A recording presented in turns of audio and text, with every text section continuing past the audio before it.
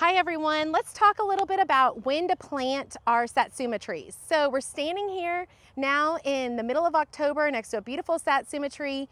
You want this look in your backyard. When do you plant it? How do you make that happen? All you got to do is wait until January or February. That is the ideal time to plant our citrus trees, especially Satsumas. They are evergreen trees, you guys, but they're a warm season or a tropical or semi-tropical crop. So we don't want to plant them right before a winter time. We want to plant them towards the end of winter, early spring. If you live in South Louisiana, you can plant them directly into the ground. In Central Louisiana, you're getting a little cool, so I would still plant them in the ground, but I might plant them, somewhere where it's a niche environment protected from some of the northern cold winds. If you live in North Louisiana, you can still plant Satsuma trees, but I would plant them in pots, maybe in 20-gallon pots, and allow them to grow in that. They'll have plenty of root room, and you can move them in case of a hard freeze. So we're gonna go ahead and plant them in the early spring, late winter, January, February.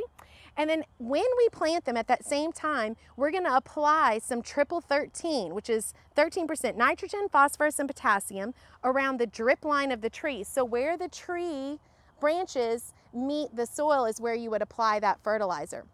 If it's your first year, that tree is growing in maybe a 3-gallon container, that tree is probably 2 years old. The general rule of thumb is a pound of fertilizer, a pound of triple 13 for every year the tree is old. So the first year, it's a 2-year-old tree, 2 pounds. You keep going up next year, 3 pounds, 4 pounds, and so on until you get to 12 years. We never exceed 12 pounds below the tree at any one time, okay? I also like to give it a little nudge of fertilizer after I'm done harvesting. And that just kind of replenishes the tree, especially if you see there's a lot of leaf loss or other things like that. At that point, just a little bit of nitrogen and just a little shot, follow directions on the label. The rest of the year, you need to maintain these by watching out for insects, mostly small-bodied things that we can cure with horticulture oils and soaps like mites and aphids and things of that nature.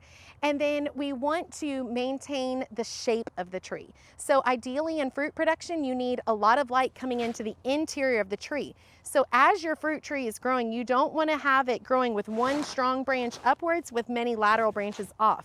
You're actually going to cut that center branch out, and you want 3 to 4 scaffold branches on the tree.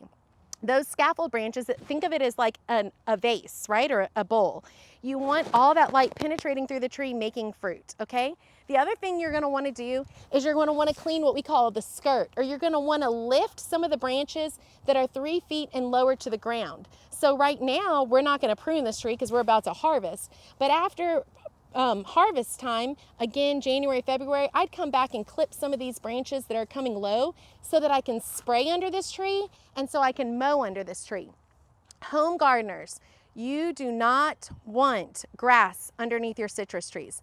Grass will rob this tree of all the natural rain and all the irrigation you give it. So make sure to keep it clean underneath the tree. You can have bare ground like we have here, or you can put a light layer of mulch, but it's important to spray. You're gonna spray and kill all that grass without touching the bark of the tree so that we don't injure the tree. So you have to be very careful about that.